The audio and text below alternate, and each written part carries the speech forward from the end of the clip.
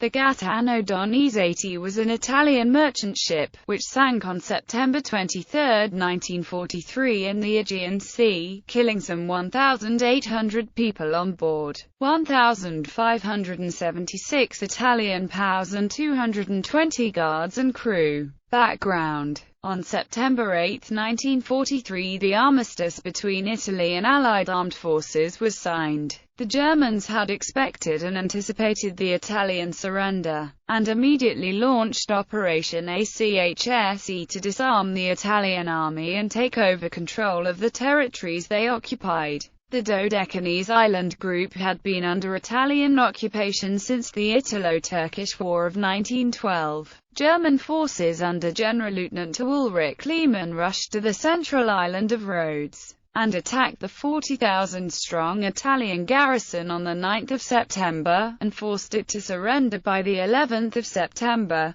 In doing so, they outmaneuvered the British, which had hoped by their Dodecanese campaign to conquer the islands and use them as bases against the German-controlled Balkans. The Germans had to hold off the British and wanted to get rid of the numerous Italian prisoners as soon as possible. The Nazis considered the Italians who chose not to fight further alongside them, not as prisoners of war, but as traitors to be sent to the Reich to do forced labor. The disaster. The Italian Gaetano Donizetti of 3,428 tons had been confiscated by the Germans to bring arms to Rhodes. The Germans then stowed some 1,600 prisoners in the cargo hold, where there was reasonably only room for 700. The Donizetti set sail on September 22. It sailed along the east coast of Rhodes, and headed southwest, passing Lindos to the south.